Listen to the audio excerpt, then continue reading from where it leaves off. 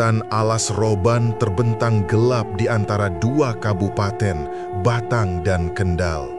Jalan raya Pantura yang biasa ramai tiba-tiba lenyap di tikungan tajam, digantikan deretan pohon jati tua yang akarnya mencuat seperti tangan mayat. Di sini, truk-truk besar sering hilang kendali. Orang-orang bilang bukan karena aspal licin, tapi karena arwah Romusa zaman Belanda masih menggantung di dahan menunggu nyawa baru. Malam hari, lampu kendaraan hanya menerangi kabut tebal dan suara klakson terdengar seperti jeritan. Di pinggir hutan itu, tepat di desa Gringsing, ada warung sembako kecil milik Pak Budi. Warung itu berdiri sejak tahun 2005, dindingnya dari anyaman bambu, atap sen berkarat. Dulunya ramai, truk-truk antri beli rokok, minuman kaleng, dan gorengan. Tapi sejak pandemi melanda, pelanggan hilang, barang dagangan menumpuk, kadaluarsa, dan hutang ke bank membengkak. Kur yang awalnya 50 juta jadi 500 juta karena bunga bergulung. Setiap bulan surat tagihan datang. Petugas bank mulai datang ke rumah mengancam sita tanah dan rumah. Pak Budi berusia 45 tahun, tubuhnya kurus, kulitnya gosong karena sering terjemur di depan warung. Rambutnya sudah banyak yang putih meski usianya belum tua. Matanya cekung, sering melamun. Ia tinggal bersama istri Siti dan dua anak kecil. Rumah mereka sederhana di belakang warung, dinding bata tanpa cat, lantai semen kasar. Malam hari, keluarga itu makan nasi dengan telur ceplok dan sambal terasi.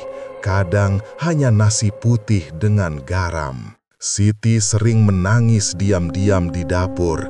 Ia tahu suaminya stres. Pak Budi sudah coba segala cara, pinjam ke saudara, jual motor, bahkan ikut arisan.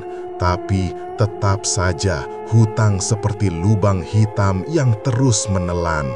Bank sudah kasih peringatan terakhir, kalau tidak bayar dalam 3 bulan, rumah dan warung akan disita. Anak-anak mulai bertanya, "Ayah, kenapa kita nggak punya uang lagi?" Pak Budi hanya diam, menatap langit-langit yang berjamur. Malam hari, keluarga itu makan nasi dengan telur ceplok dan sambal terasi. Kadang hanya nasi putih dengan garam. Siti sering menangis diam-diam di dapur. Ia tahu suaminya stres. Pak Budi sudah coba segala cara, pinjam ke saudara, jual motor, bahkan ikut arisan. Tapi tetap saja hutang seperti lubang hitam yang terus menelan. Bank sudah kasih peringatan terakhir, kalau tidak bayar dalam 3 bulan, rumah dan warung akan disita. Anak-anak mulai bertanya, "Ayah, kenapa kita nggak punya uang lagi?" Pak Budi hanya diam, menatap langit-langit yang berjamur. Malam Jumat Kliwon, hujan turun deras. Petir menyambar di kejauhan, menerangi hutan Alas Roban yang terlihat dari jendela warung.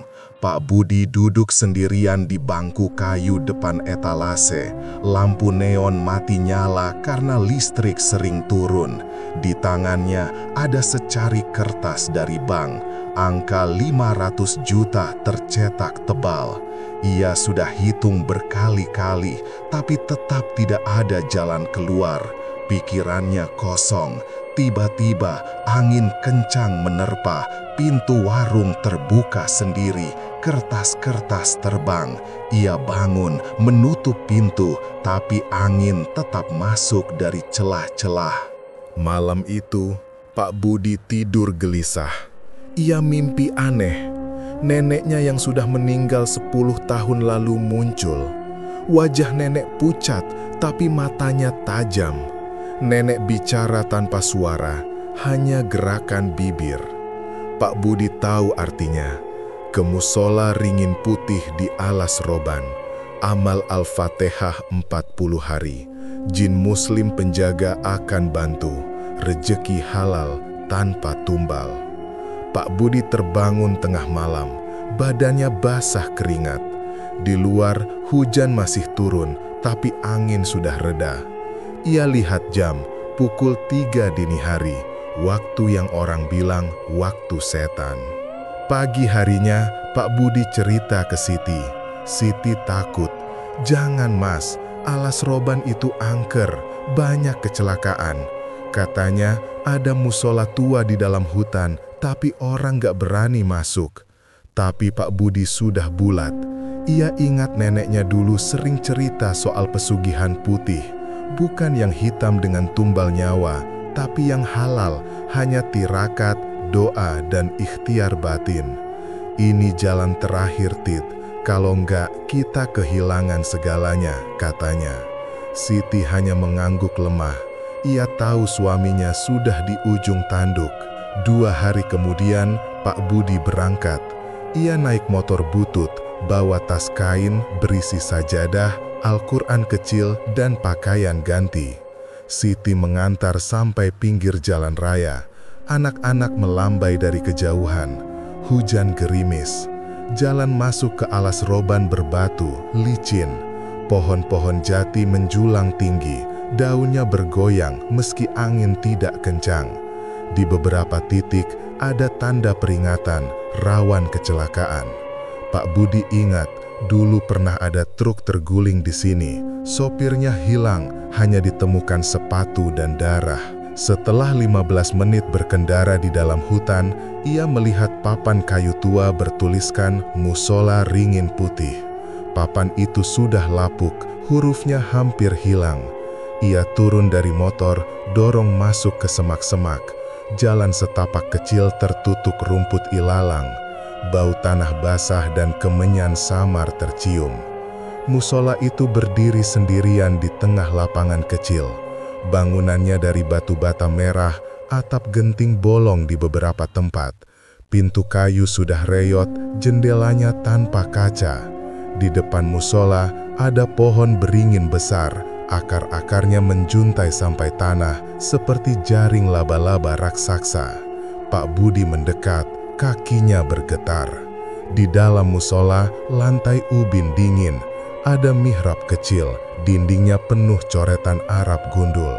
Sajadah usang tergeletak di sudut. Bau kemenyan semakin kuat. Ia lihat bekas lilin di lantai, banyak, seperti pernah ada ritual. Tapi tidak ada tanda-tanda sesajen hitam, tidak ada darah, tidak ada kepala kambing, hanya kesunyian. Di luar, burung pun tidak berkicau. Hanya suara angin dan daun bergesek. Ia masuk, letakkan tas, duduk di sajadah. Tangan kanannya memegang Al-Quran. Ia buka halaman pertama, baca Al-Fatihah pelan. Suasananya dingin meski siang hari. Tiba-tiba, angin berhembus dari dalam musola. Tidak ada pintu terbuka, tapi daun-daun kering di lantai bergerak. Ia lihat bayangan di dinding, seperti ada sosok tinggi berdiri di belakang mihrab. Tapi saat ia menoleh, tidak ada apa-apa, hanya mihrab kosong. Malam pertama, ia tidur di lantai. Tidak ada kasur, hanya sajadah dilipat. Ia pasang lilin kecil, cahayanya kuning redup. Di luar, suara truk lewat di jalan raya, tapi terdengar jauh sekali. Ia baca Al-Fatihah 41 kali sebelum tidur, seperti pesan nenek di mimpi. Saat mata terpejam, ia merasa ada yang mengawasi.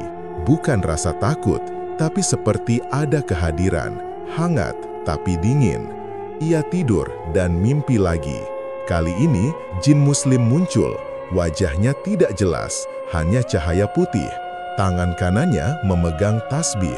Ia bisik tanpa suara, "Sabar, 40 hari, rezekimu datang." Pagi harinya, ia bangun dengan badan segar, tidak capek meski tidur di lantai keras. Ia lihat cermin kecil di tas, wajahnya lebih cerah. Ia mulai ritual, puasa mutih, hanya makan kurma dan minum air putih. Tidak boleh keluar musora kecuali buang air. Ia baca Al-Fatihah setiap subuh dan maghrib. Di antara itu, ia zikir dan sholat sunnah. Hari-hari pertama berlalu tenang, tidak ada gangguan, hanya angin, burung kecil yang kadang mampir di atap, dan suara azan gaib dari pohon beringin saat maghrib. Tapi, di hari kelima, sesuatu berubah. Saat ia sedang sujud, ia dengar suara langkah di luar musola, pelan tapi berat, seperti ada yang berjalan di rumput. Ia angkat kepala, tidak ada siapa-siapa, tapi jejak kaki basah terlihat di lantai ubin.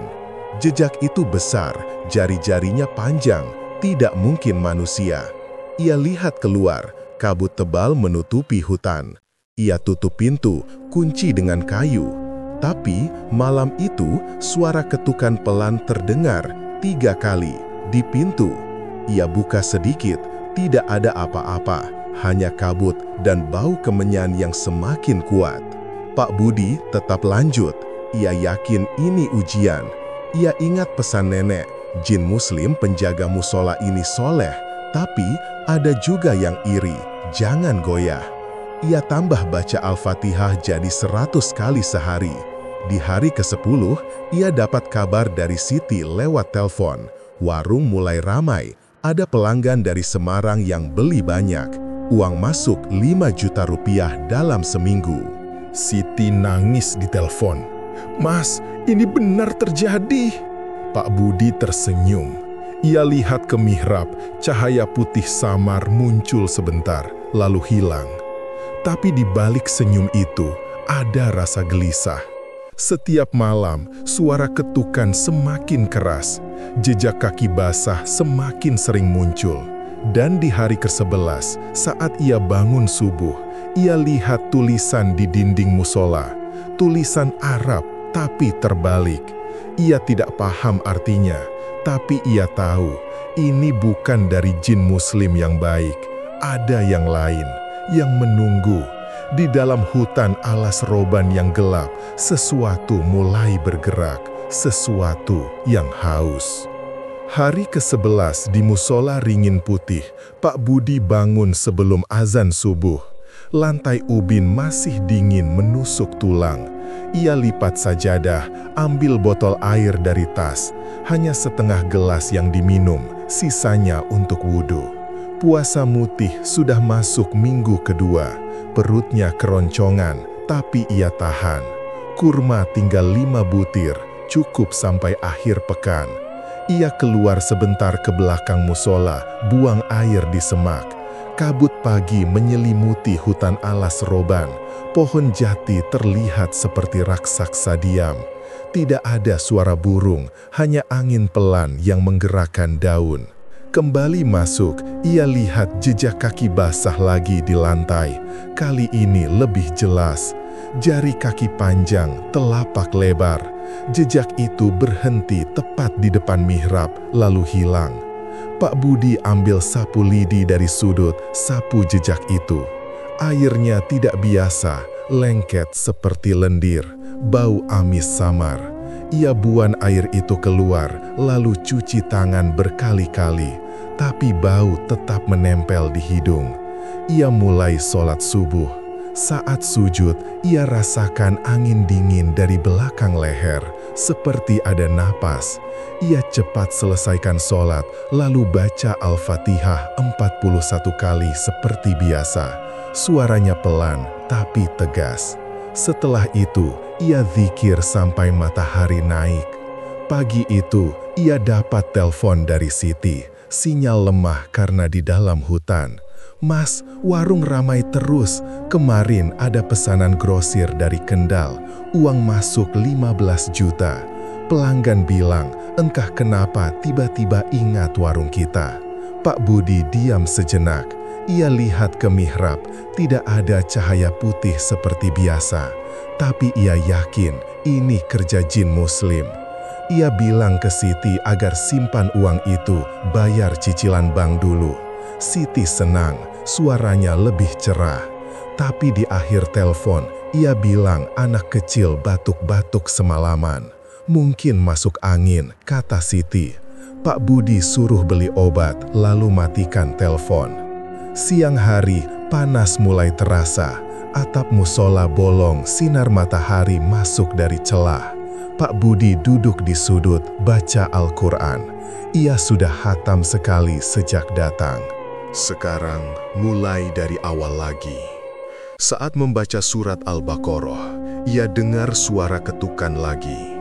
Kali ini dari atap. Tuk, tuk, tuk.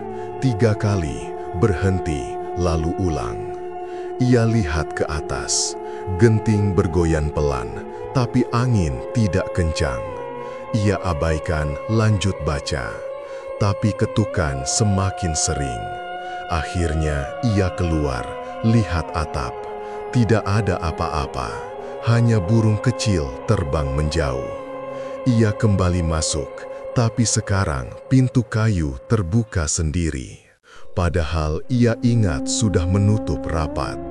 Malam ke-12, ia mulai merasa ada yang berubah. Cahaya lilin yang biasa stabil, sekarang goyang-goyang. Bayangan di dinding bergerak sendiri. Ia lihat sosok tinggi lagi, tapi kali ini lebih jelas. Tubuh kurus, kepala botak, tangan panjang, tapi wajahnya tidak terlihat, hanya gelap.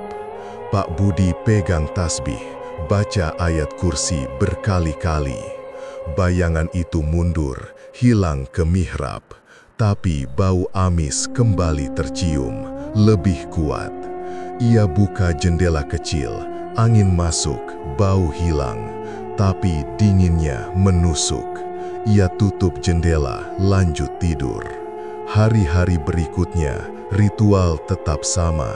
Subuh baca Al-Fatihah 41 kali, zikir, sholat sunnah. Siang baca Quran, tidur sebentar. Maghrib ulang Al-Fatihah, lalu istighfar sampai malam. Tapi gangguan semakin sering. Jejak kaki basah sekarang muncul setiap pagi. Kadang di lantai, kadang di dinding.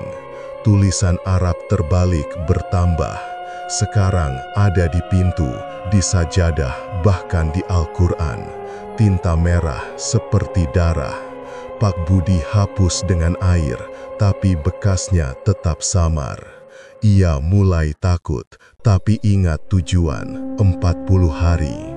Hutang harus lunas, keluarga harus selamat. Hari ke-15, telepon dari Siti lagi. Warung semakin ramai. Ada pesanan dari Pekalongan, 25 juta. Uang masuk total 40 juta dalam 2 minggu. Siti bilang pelanggan datang sendiri tanpa iklan. Entah kenapa mas, kayak ada yang narik mereka ke warung. Pak Budi senyum. Ia lihat mihrab. Kali ini cahaya putih muncul lagi. Tapi redup seperti berkedip. Ia baca Al-Fatihah lebih khusyuk. Tapi malam itu mimpi buruk datang. Ia lihat Siti berdiri di warung, tapi wajahnya pucat. Mulutnya bergerak, tapi tidak ada suara. Tangan kanannya memegang leher, seperti dicekik. Lalu ia jatuh. Pak Budi terbangun jam 2 dini hari. Di luar kabut tebal sekali. Suara truk hantu lewat di jalan raya, klakson panjang. Hari berikutnya, ia coba telepon Siti, tidak ada jawaban. Ia coba lagi sore hari, tetap kosong. Ia mulai gelisah, tapi ritual tidak boleh putus. Ia tambah baca Al-Fatihah jadi 100 kali sehari. Puasa mutih diperketat, hanya air putih. Badannya lemas, tapi pikirannya tajam. Ia mulai lihat jin muslim lebih sering. Cahaya putih muncul di mihrab setiap maghrib. Tapi sekarang cahaya itu tidak diam, bergerak perlahan, mendekat. Tangan cahaya itu memegang tasbih, berputar cepat. Pak Budi rasakan hangat di dada, tapi di saat sama dingin di punggung, seperti ada 2 kekuatan. Hari ke-20, kabar baik datang. Siti telepon, Suaranya lemah tapi senang. "Mas, Bang telepon. Mereka bilang cicilan bisa ditunda. Katanya ada donatur anonim bayar 100 juta. Namanya tidak disebut." Pak Budi terdiam. Ia tahu ini kerja jin. Ia lihat ke mihrab, cahaya putih bersinar terang. Tapi di sudut mata, ia lihat bayangan hitam. Sosok tinggi tadi sekarang berdiri di pintu. Wajahnya mulai terlihat. Kulitnya abu-abu, matanya merah. Mulutnya tersenyum, tapi giginya tajam. Pak Budi baca ayat kursi. Bayangan itu mundur, tapi tidak hilang, hanya menunggu di luar. Malam itu, ia tidak tidur.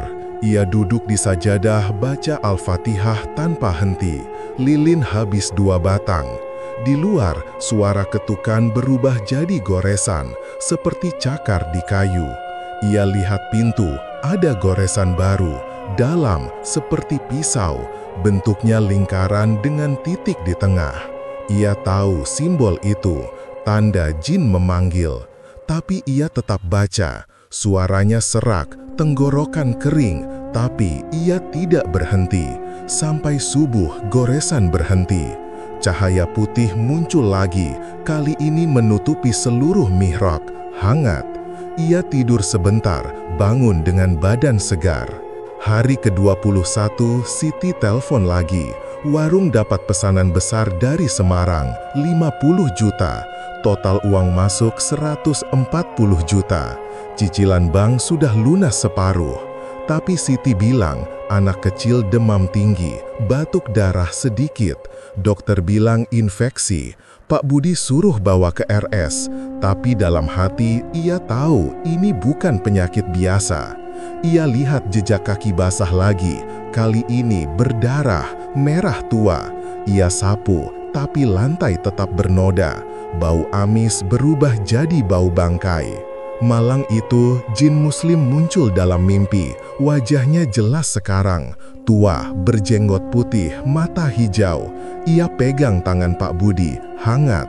Rezeki datang, tapi bayar dengan sabar. Jangan goyah. Pak Budi bangun. Ia lihat mihrab. Ada kurma baru di sajadah. 5 butir. Padahal stoknya habis. Ia makan 1, manis. Tapi di sudut musola, bayangan hitam duduk, menatap. Mulutnya bergerak pelan. Pak Budi baca Al-Fatihah. Bayangan itu tersenyum, lalu hilang. Hari-hari berikutnya, rezeki terus mengalir. Warung Siti ramai setiap hari. Uang masuk ratusan juta. Bank telpon, hutang tinggal 200 juta. Tapi gangguan semakin parah. Jejak berdarah muncul setiap pagi. Goresan di pintu bertambah. Tulisan Arab terbalik sekarang di langit-langit. Pak Budi tidak tidur lagi. Ia baca Quran 24 jam. Matanya merah, badannya kurus kering. Tapi ia tetap lanjut. 40 hari. Tinggal 19 hari lagi. Malam hari ke-25, kabut masuk musola, tebal sekali. Pak Budi lihat sosok jin muslim berdiri di mihrab. Cahaya putihnya redup. Di belakangnya, bayangan hitam muncul, lebih besar. Tangan panjangnya memegang sesuatu. Kepala manusia, wajahnya seperti Siti. Pak Budi teriak dalam hati, tapi tidak ada suara. Ia baca ayat kursi. Bayangan hitam tertawa. Suaranya seperti gong, lalu hilang. Kabut menguap, tapi bau bangkai tetap. Pak Budi tahu ini bukan pesugihan putih biasa. Ada yang lain yang menunggu bayaran. Di dalam hutan alas roban yang gelap, sesuatu sudah mulai bergerak menuju warung, menuju Siti. Hari ke-26, Pak Budi bangun dengan kepala pening. Matanya merah, bibirnya pecah-pecah karena puasa mutih dan kurang tidur. Ia lihat lantai musola. Jejak berdarah sudah membentuk pola. lingkaran besar dengan garis melintang di tengah. Di ujung lingkaran ada tetesan yang mengarah ke pintu. Ia ambil sapu lidi, sapu bersih, tapi noda merah tetap menempel di ubin. Bau bangkai semakin kuat, seperti mayat yang dibiarkan 3 hari. Ia buka semua jendela kecil, tapi angin dari hutan alas roban hanya membawa kabut dan bau tanah basah. Ia ambil botol air, minum seteguk, tenggorokan terasa terbakar.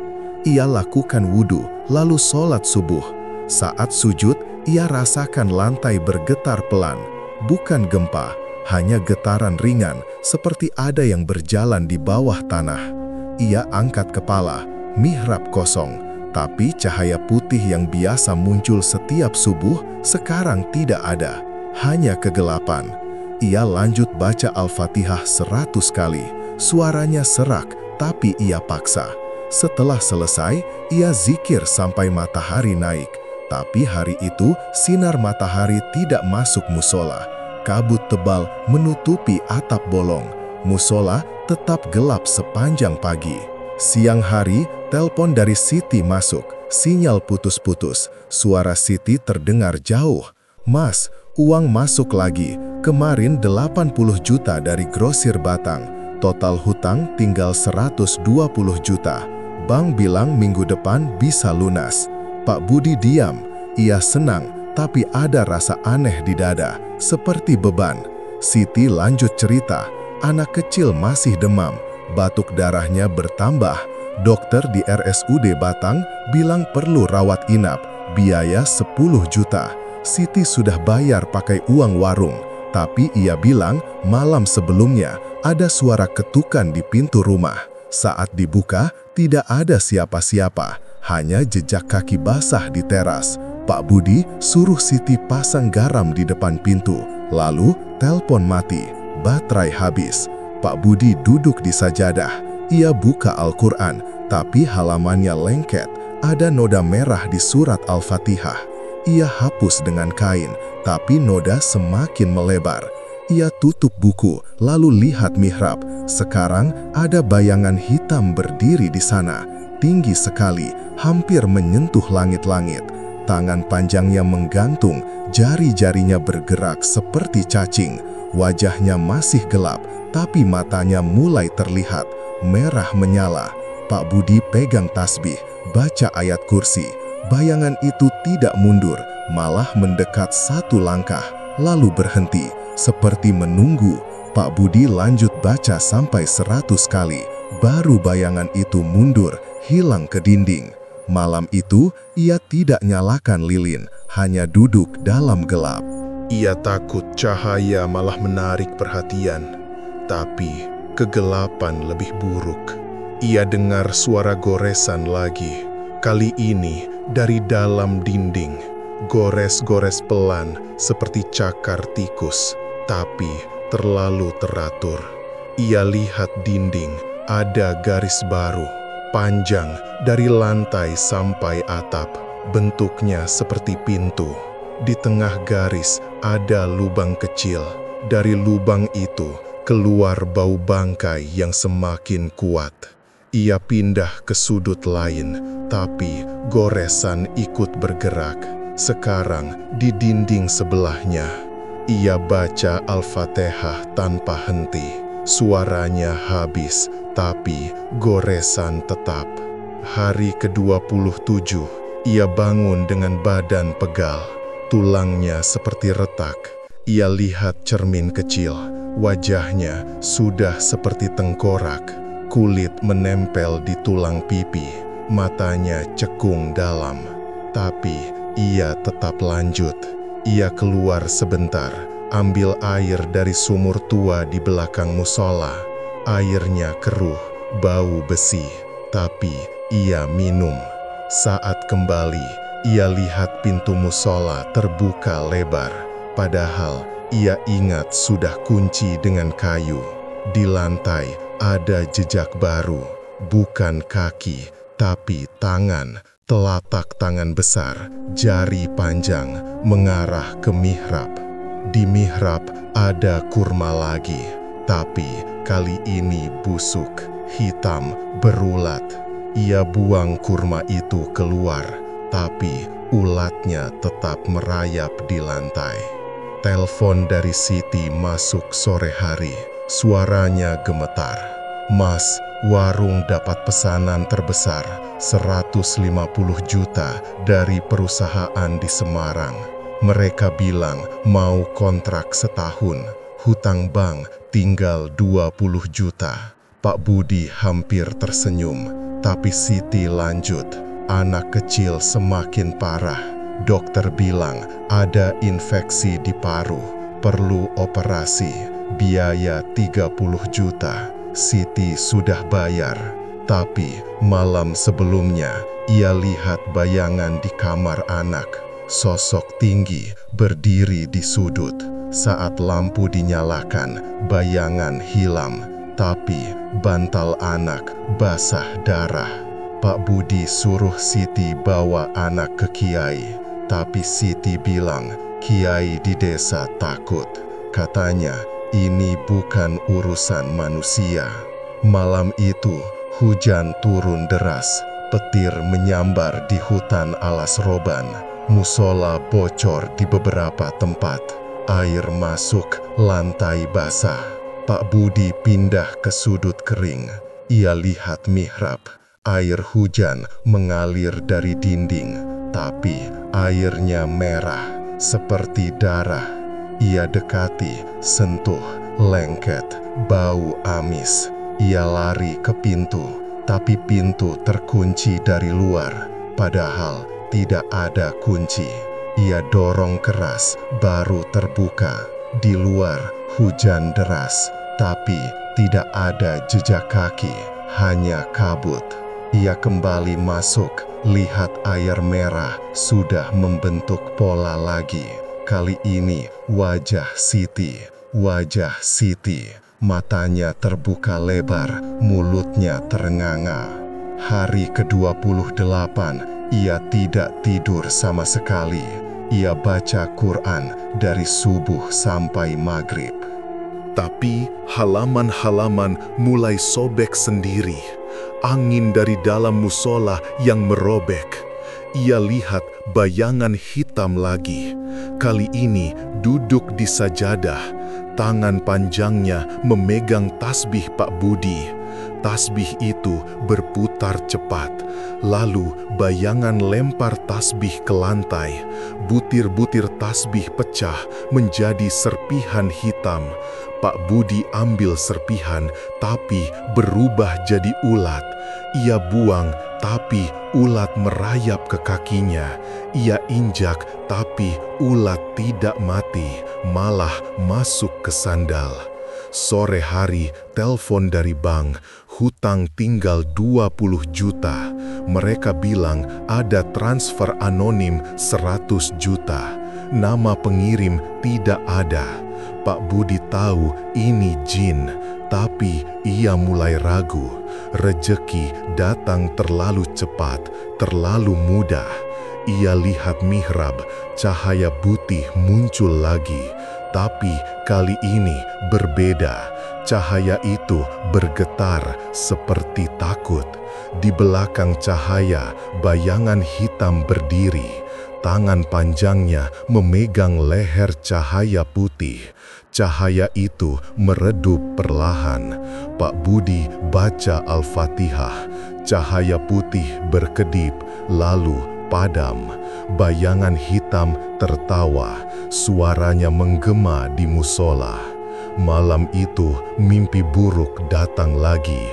Pak Budi lihat Siti di warung, tapi warung penuh pelanggan. Semua pelanggan wajahnya sama, pucat, mata merah. Mereka beli barang, tapi uangnya darah. Siti terima uang, tapi tangannya mulai melepuh, kulitnya mengelupas. Ia jerit, tapi tidak ada suara. Lalu anak kecil muncul, tubuhnya kurus, batuk darah.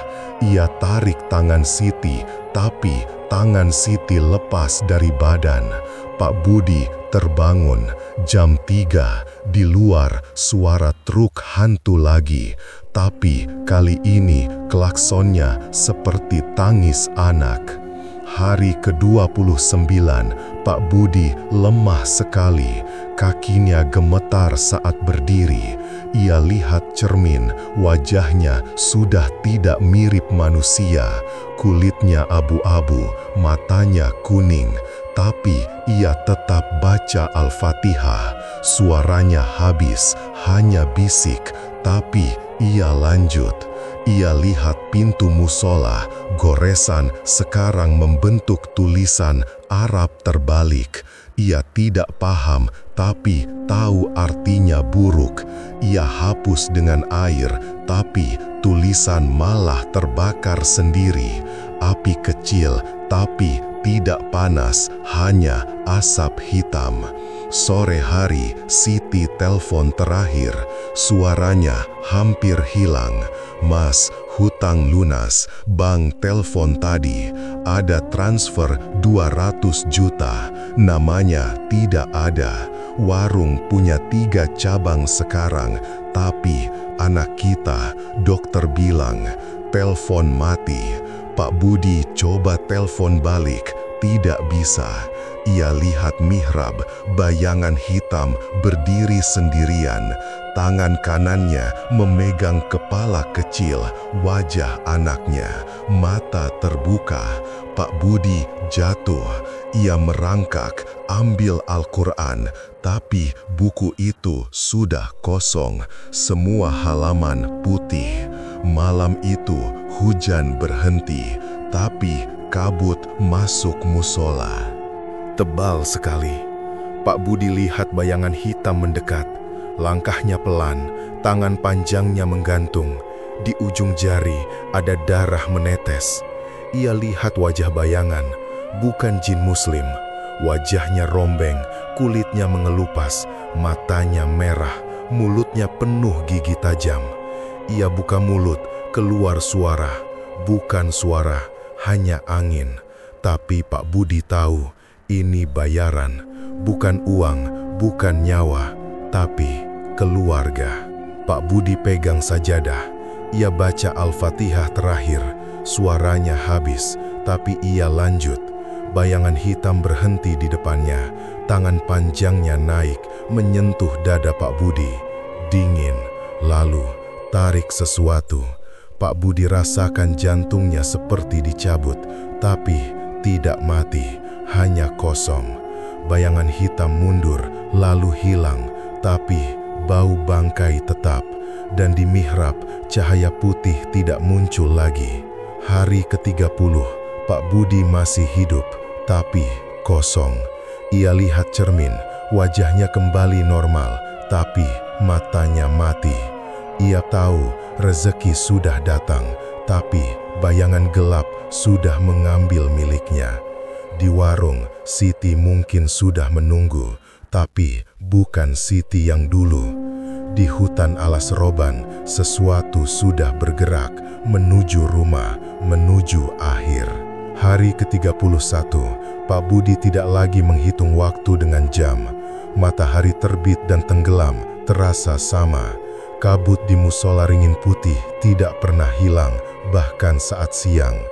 Ia duduk di sajadah yang sudah robek di beberapa tempat. Badannya tinggal tulang dibungkus kulit. Beratnya mungkin tinggal 40 kilo.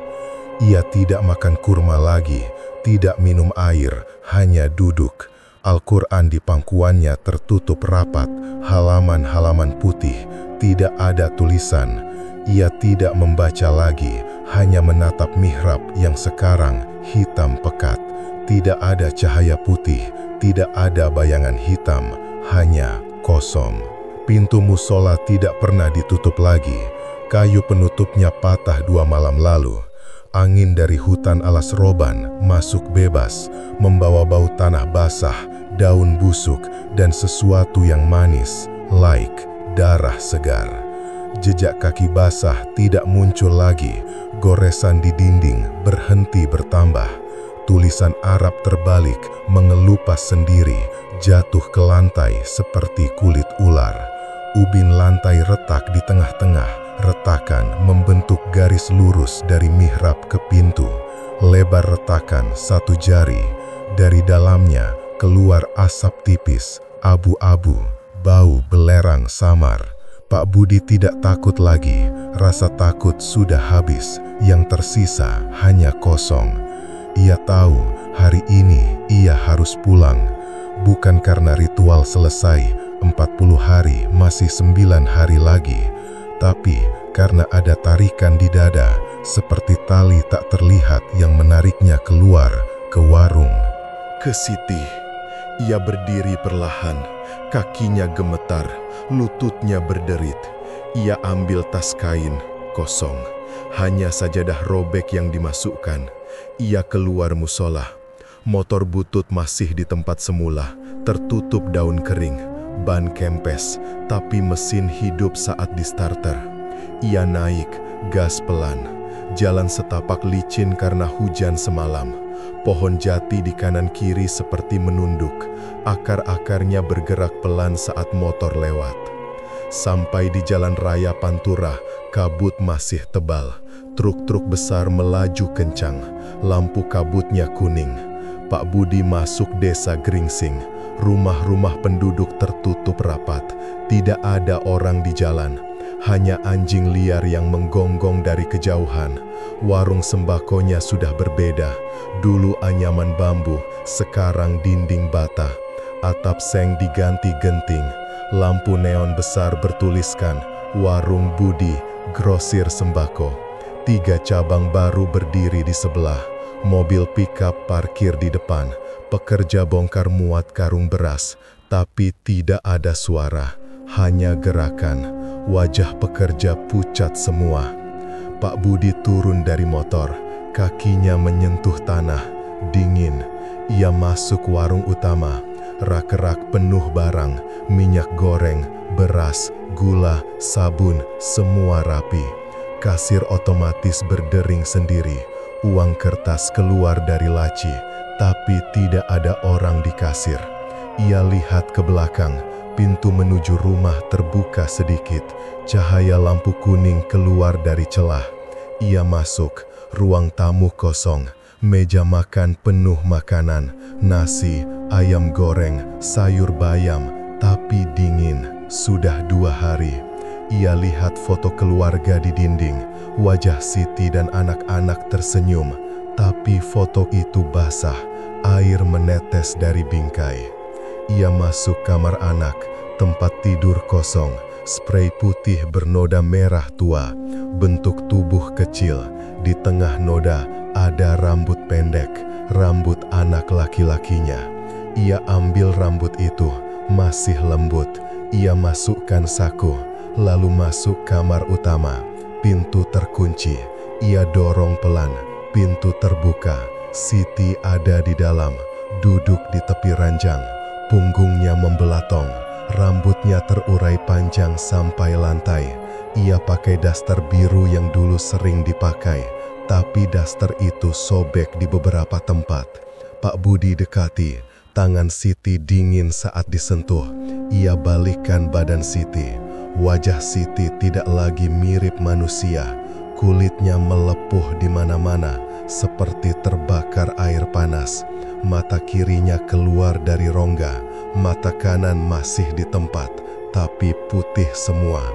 Hidungnya rata, bibirnya terbelah sampai telinga. Dari belahan itu keluar cairan kuning, bau busuk memenuhi kamar. Tapi Siti masih bernafas, dada naik turun pelan. Tangan kanannya memegang sesuatu, kain kecil. Kain kafan anak. Pak Budi lihat ke ranjang. Di bawah bantal ada surat, tulisan tangan Siti, hurufnya gemetar. Mas, anak kita pergi tadi malam. Dokter bilang jantung berhenti. Tapi aku tahu, bayangan tinggi datang, bawa dia. Aku coba lawan, tapi kulitku mulai melepuh sejak kemarin, panas, gatal. Aku tahu ini bayaran. Pulanglah mas, hentikan. Pak Budi pegang surat itu, kertasnya basah, bukan air mata, darah. Ia lihat Siti lagi. Tangan Siti bergerak pelan, jari-jarinya hitam, kuku panjang melengkung. Ia pegang lengan Pak Budi, dingin, lalu jatuh. Napas Siti berhenti, tubuhnya ambruk ke lantai. Saat menyentuh ubin, kulitnya mengelupas besar-besaran seperti kertas terbakar. Daging di bawahnya merah, berdenyut. Cacing kecil keluar dari pori-pori, merayap ke arah Pak Budi. Ia mundur, tapi cacing tetap datang. Ia injak, tapi cacing masuk ke sandal, lalu ke kaki, dingin. Ia keluar kamar, warung masih sepi. Pekerja yang tadi bongkar muat sekarang berdiri diam. Wajah mereka kosong, mata putih. Tangan mereka bergerak sendiri, susun barang, tapi barangnya jatuh. Beras tumpah, minyak pecah, uang dari kasir berterbangan, tapi tidak ada yang ambil. Pak Budi lari keluar, motor masih di tempat. Ia naik, gas kencang, tapi mesin mati di tengah jalan. Ia dorong motor, kaki gemetar. Ia lihat ke belakang, warung mulai terbakar. Api kuning keluar dari atap, tapi tidak ada asap, hanya api, dingin. Ia tinggalkan motor, lari ke musola. Sampai di alas roban, malam sudah turun, kabut tebal sekali. Ia masuk musola, lantai retak sekarang lebar, 2 jari. Dari dalam retakan keluar tangan kecil, tangan anaknya, jari-jarinya hitam. Lalu tangan Siti, kulitnya mengelupas. Ia mundur, tapi pintu tertutup sendiri. Kayu patah menyatu kembali.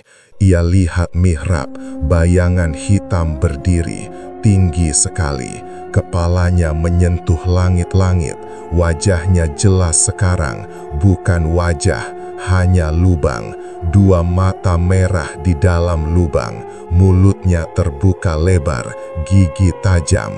Dari mulut itu keluar suara, bukan suara, hanya angin. Tapi Pak Budi tahu artinya. Bayaran pertama selesai, istri, anak, tinggal kamu. Bayangan hitam melayang mendekat, tangan panjangnya naik, jari-jarinya menusuk dada Pak Budi, dingin, lalu tarik.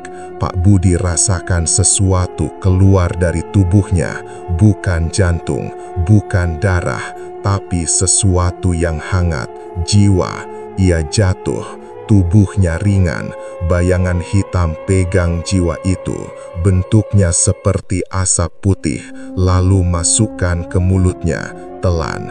Pak Budi masih hidup, tapi kosong, matanya terbuka.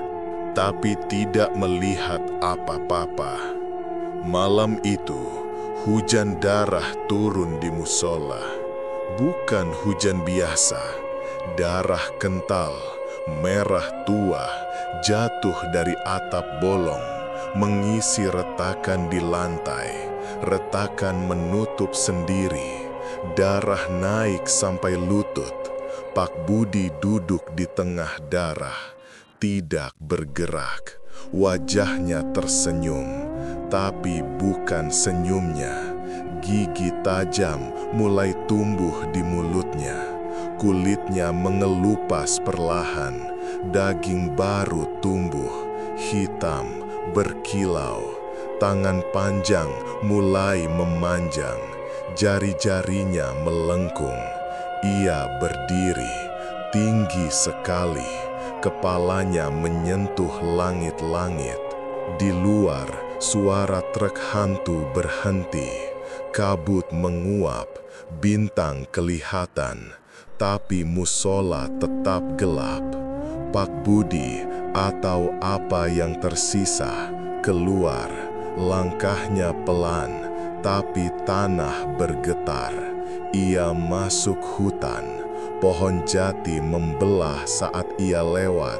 Akar-akarnya menyingkir. Ia sampai di jalan raya. Truk besar melaju kencang, lampu menyilaukan, tapi truk berhenti mendadak. Sopir turun, wajahnya pucat. Ia lihat Pak Budi, tinggi, hitam, mata merah. Lalu sopir jatuh, jantung berhenti. Pak Budi lanjut jalan menuju warung. Api masih menyala, dingin. Warung sekarang kosong, barang-barang tersusun rapi. Uang di kasir tertumpuk tinggi, tapi tidak ada orang. Ia masuk rumah. Tubuh Siti masih di lantai kamar, tapi sekarang utuh. Kulitnya kembali normal, wajahnya damai. Ia pegang tubuh Siti, dingin, lalu tarik. Jiwa Siti keluar, asap putih. Ia telan, tubuh Siti menguap menjadi abu. Abu beterbangan keluar jendela. Malam itu, desa Gringsing sepi. Listrik mati total. Anjing-anjing menggonggong ke arah hutan, tapi tidak ada yang berani keluar. Di musola, retakan lantai sudah hilang. Ubin kembali rata. Bau darah lenyap. Hanya bau kemenyan samar. Sajadah robek masih di tempat. Al-Quran tertutup, tapi halaman-halaman kembali penuh tulisan Arab gundul baru. Di halaman pertama ada tulisan tangan, bukan tinta, darah. 40 hari selesai, kontrak abadi. Di luar, angin berhenti. Pohon jati diam, tapi di dalam hutan alas roban sesuatu bergerak lagi. Menuju tikungan ekstrim, menuju truk berikutnya, menuju nyawa baru. Hari ke-32, Pak Budi tidak kembali ke musola. Tubuhnya yang baru, tinggi, hitam, berkilau, berdiri di pinggir jalan raya Pantura. Kabut pagi masih tebal, tapi ia tidak terlihat oleh mata biasa. Hanya sopir truk yang lelet atau penumpang yang mengantuk yang bisa melihat sekilas. Bayangan hitam di tikungan, mata merah menyala, lalu truk oleng, rem blong, tabrakan. Satu persatu, berita kecelakaan di alas roban bertambah setiap malam. Polisi bilang aspal licin. Wartawan bilang kabut tebal. Tapi warga desa tahu ada yang baru di hutan. Sesuatu yang dulu manusia. Warung sembako Pak Budi tetap buka. Lampu neon menyala 24 jam. Barang masuk sendiri dari truk tanpa sopir. Uang di kasir bertambah setiap pagi, tumpukan ratusan juta. Tapi tidak ada yang berani ambil. Pekerja lama sudah hilang, yang baru datang sendiri. Wajah pucat, mata kosong. Mereka susun barang, hitung uang, lalu pergi saat matahari terbenam. Tidak ada yang bicara, tidak ada yang pulang. Rumah di belakang warung kosong. Abu Siti dan anak-anak sudah hilang. Hanya noda hitam di lantai kamar, bentuk tubuh. Tapi noda itu bergerak pelan saat malam, merayap ke dinding, membentuk wajah Siti, lalu hilang. Pak Budi atau bayangan yang memakainya berjalan di hutan setiap malam. Langkahnya tidak meninggalkan jejak. Pohon jati membelah saat ia lewat, akar mengingkir. Burung hantu diam, ular mundur. Ia sampai di musola ringin putih. Bangunan itu sekarang berbeda. Dinding bata merah jadi hitam. Atap genting utuh, tidak ada bolong. Pintu kayu baru, mengkilap, tapi tidak ada engsel. Pintu terbuka sendiri saat ia dekati. Di dalam, mihrab bersih, sajadah baru, Al-Quran terbuka di surat Al-Fatihah. Tapi hurufnya bergerak, hidup, merayap keluar halaman, jadi cacing kecil, lalu masuk retakan ubin. Ia duduk di sajadah, tangan panjangnya memegang tasbih baru. Butir-butirnya dari gigi manusia, putih, tajam. Ia putar tasbih, cepat, lalu cahaya putih muncul di mihrab, kecil, berkedip. Itu sisa jin muslim yang dulu, sekarang lemah, hanya bola cahaya sebesar telur. Ia dekati bayangan hitam, tapi bayangan angkat tangan. Cahaya padam, hancur, jadi abu. Abu masuk mulut bayangan, lalu keluar lagi sebagai asap hitam. Asap membentuk wajah jin muslim, tapi wajahnya hancur, mata kosong, mulut terbuka, lalu hilang. Pagi hari, warga desa mulai bicara. Warung Pak Budi terlalu ramai, tapi pelanggan dari luar desa. Truk besar berhenti, sopir turun, beli banyak, bayar tunai, lalu pergi. Tidak ada yang masuk desa, hanya lewat. Anak-anak sekolah takut lewat depan warung. Katanya, lampu neon berkedip jadi merah, lalu mati. Saat nyala lagi, ada bayangan tinggi di dalam, tangan panjang bergoyang, wajah desa berubah. Orang tua jarang keluar, pintu rumah dikunci rapat, garam ditabur di depan pintu, bawang putih digantung di jendela, tapi tetap saja. Malam hari, suara ketukan terdengar di atap, lalu jejak kaki basah di teras, besar, jari panjang. Hari ke-35, kiai dari desa tetangga datang. Namanya Kiai Mansur. Tubuhnya kecil, jenggot putih panjang. Ia bawa tongkat kayu jati, tasbih besar dari biji kurma. Ia masuk desa sendirian. Warga lihat dari celah jendela. Kiai berjalan ke warung. Lampu neon mati saat ia dekati. Ia masuk, kasir otomatis berhenti. Uang di laci diam. Ia lihat rak barang, semua rapi, tapi debu tebal di sudut. Ia masuk rumah. Noda hitam di lantai kamar bergerak cepat, naik ke dinding, membentuk wajah Siti, mulut terbuka. Kiai baca ayat kursi, noda mundur, lalu hilang. Ia keluar, menuju hutan. Sampai di musola, pintu terbuka sendiri. Kiai masuk, ia lihat sajadah, Al-Quran, mihrab, semua bersih, tapi udara berat, bau kemenyan bercampur darah. Ia duduk, baca Al-Fatihah pelan, tapi huruf di Al-Quran bergerak lagi.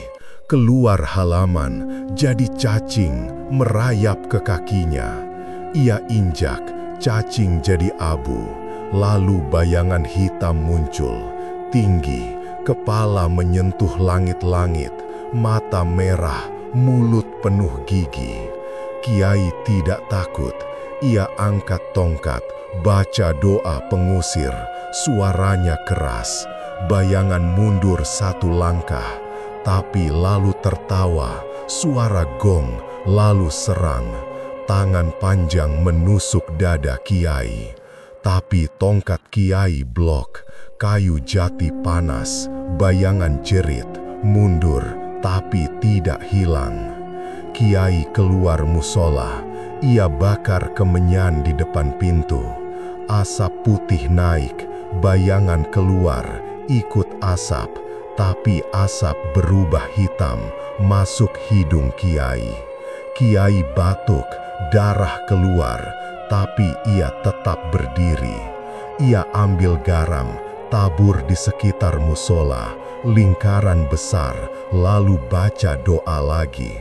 Bayangan jerit keras, Tangan panjang memukul tanah, pohon jati di sekitar roboh, akar terbakar, tapi api dingin. Kiai jatuh, tongkat patah, tasbih putus, butir-butir jadi debu. Bayangan dekati, tangan kanan masuk dada Kiai, tarik jiwa, asap putih keluar, Kiai mati. Tubuhnya kering dalam hitungan detik, tinggal kulit keriput. Bayangan telan jiwa, lalu kembali ke musola. Malam itu, api besar muncul di musola. Kiai sudah bakar musola sebelum mati.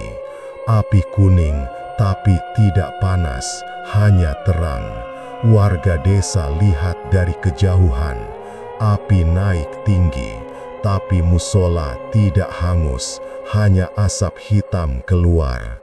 Asap membentuk wajah Pak Budi, lalu Siti, lalu anak-anak, lalu Kiai.